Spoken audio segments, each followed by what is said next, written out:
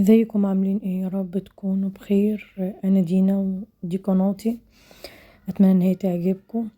هنعمل مع بعض الميني بيتزا باسهل طريقه وهتعجبكم جدا. يعني من نص كيلو دقيق هعمل اكتر من 60 قطعه ميني بيتزا. فاللي عاوز يشوف معانا الميني بيتزا دي هتتعمل ازاي يكمل معانا الفيديو للاخر.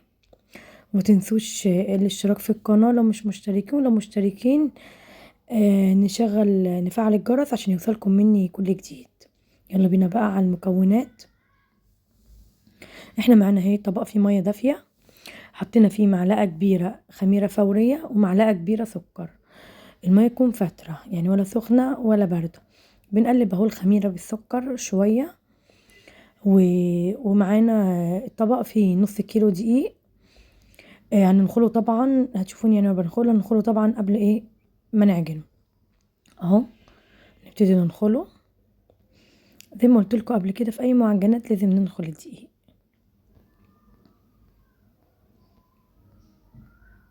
اهو كده خلصنا نخل الدقيق، هنبتدي بقى نقلب الدقيق بالميه ونبتدي نعجن. بنخلي جنبنا كوبايه فيها ميه دافيه عشان لو احتاجنا نزود، لان طبعا بترجع لنوع الدقيق. في دقيق بياخد سوائل كتير وفي دقيق لا مش بياخد سوائل كتير.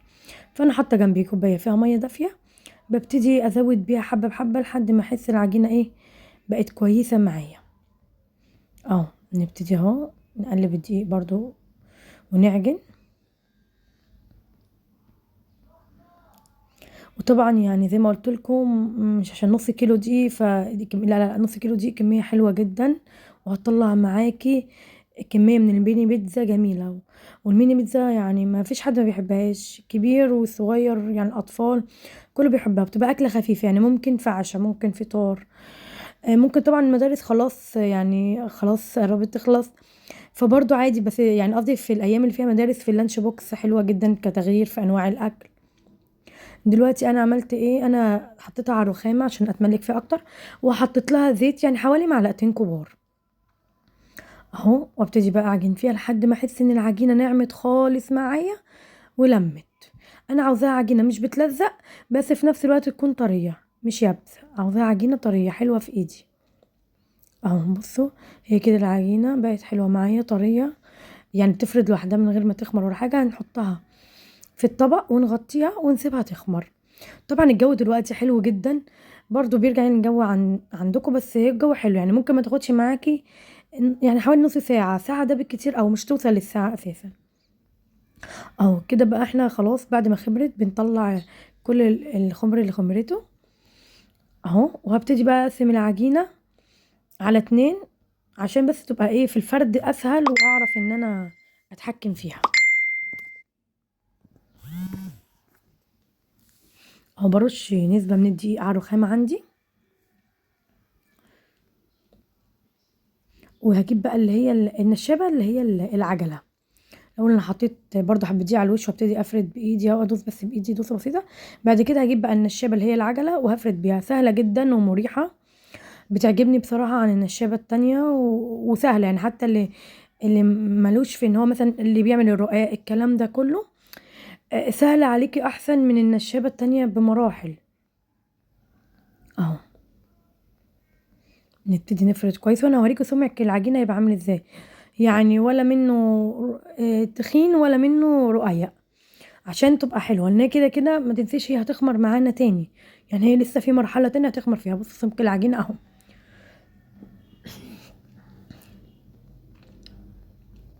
كده بقى. بعد ما خلاص فردتها كويس، شايفه ان هي كده حجم يعني الفرد بقى مناسب، سمكها بقى كويس. نجيب بقى قطاعه، ممكن كوبايه او مج قطاعه، لكن انا عندي ده غطا براد بحطه في الدقيق واروح مقطعه بيه. اساسي لازم تحطيه في الدقيق عشان ما يلزقش معاكي، يعني كل مره بتقطعي او مرتين عادي حطيه في الدقيق وارجعي قطعي بيه، مش هتلزق معاكي العجينه وهتقطع حلو جدا. طبعا المقاس ده زي ما انت عاوزه، عاوزاه اكبر اعمليها اكبر، عاوزاها اصغر عادي على حسب كمان مقاس القطاعه بتاعتك. لكن انا بشوف ان ده حجمها مناسب. واقول لك فكره تاني، لو عندك قطاعات على شكل قلب ينفع جدا، ورده، ايا كان. بس انا ما عنديش الاشكال دي فاضطريت ان انا ايه اعملها كلها مدوره. لكن لو عندك اشكال وولادك هيحبوها جدا وهتخليهم ياكلوها، لان كمان هتبقى متقطعه على شكل قلب هيعجبهم، ورده، ايا كان بقى الشكل اللي انت تحبيه ممكن تقطعي بيه. بصي بوريكم برضو سمكها لما اتقطعت اهو. هنبتدي بقى ايه، انا باخدها احطها عندي في الصاج، بس هنبتدي الاول نلم كل العجين اللي هو الزياده ده، واعجنه تاني في ايدي، او يعني المه على بعضه، وارجع إيه افرده تاني، بس بسيبه يرتاح شويه، لان انا كده كده لسه في نص العجينه التاني، فانا هشتغل في نص العجينه التاني لحد ما اللي انا لسه عاملاها دي ترتاح، وابتدي اخد دول بقى ايه، ارصهم في الصاج عندي، وفي الاخر هوريكم شكلهم ايه بعد ما ترص كله في الصاج. اهو خدت كده نص العجينه التاني، برضو هفرده بنفس الطريقه، الاول بايديا شويه وبعد كده بالنشابه اللي هي العجله.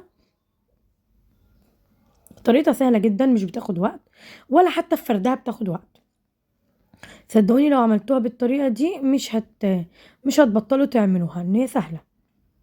معلش سامحوني، كانت الكاميرا بس بترعش، طبعا انا ما شفتهاش غير بعد ما الفيديو كان خلاص اتسجل، بس مش عارفه كانت بترعش ليه، فمعلش سامحوني، بعد كده هاخد بالي من الكاميرا كويس. اهو كده برضه اهو بنفرد فيها عشان نوصلها برضه للسمك اللي احنا محتاجينه.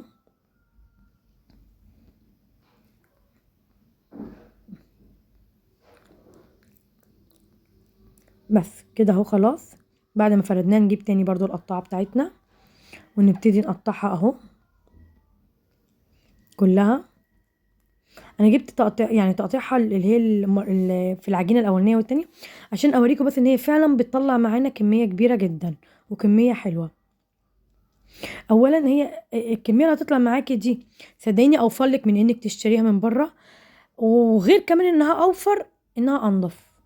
انتي ضمناها وعارفه انتي عاملاها ازاي وعاملاها في بيتك، يعني انتي هتاكليها واولادك هياكلوها وانتي مطمنه جدا، عشان عارفه هي معموله ازاي وضامنه نظافتها. فصدقوني مفيش احسن من انك تعملي كل حاجه في بيتك عشان تبقي ضمناها، لان يعني ربنا يخلي لنا اولادنا. والحاجه دلوقتي صدقوني بقت صعبه وامراض كتير منتشره، فربنا يحافظ علينا جميعا وعلى اولادنا يا رب. فزي ما بقولكوا الافضل صدقوني ان كل حاجه تتعمل في البيت. اهو هنلم برضو العجين الزياده طبعا زي ما قلت لكم بنرجع نفرده تاني ونعمله، فيعني ما فيش اي حاجه فيه بتترمي خالص. كده بصوا كده انا رصيت، خلصت اهو رص في السيجان خالص. هنسيبها بقى تخمر، برضو على حسب الجو، بس ان شاء الله مش تاخد نص ساعه حتى انها تخمر. كده هي خمرت، بصوا حجمها، بصوا عليت ازاي لفوق. انا مش عاوزاها تخمر اكتر من كده، يعني كده بالنسبه لي خمرت حلو جدا كفايه، لان هي لسه لما هتستوي هترفع اكتر من كده، كمان هتعلى عن كده، فكده حلو قوي. انا بدهن وشها بصلصه، دي صلصه جاهزه وتحطي عليها رشه زعتر هتديها طعم وريحه حلوه جدا. ممكن عاوزه تعملي كمان الصلصه في البيت بفصين توم، وتدقيهم وتحمريهم في شويه زيت، وتحطي عليهم صلصه طماطم لحد ما تتسبك مع رشه زعتر، برضه هتبقى حلوه جدا. دي الخضار بتاعي اللي انا مقطعاه، زيتون وفلفل رومي وطماطم، حطيت عليهم رشه ملح ورشه فلفل اسمر، وهبتدي اهو اقلبهم. لازم نملح الخضار بتاعنا نسبة بسيطة، يعني رشة ملح ورشة فلفل اسمر بس عشان الخضار لما برضو بيتملح بيبقى طعمه حلو جدا على البيتزا، ما بيبقاش عادم. فهو كده انا قلبت الخضار بالملح الفلفل الاسمر، وهبتدي بقى احطه ايه على وش البيتزا بتاعتنا. اهو نبتدي نرص الخضار على وش البيتزا.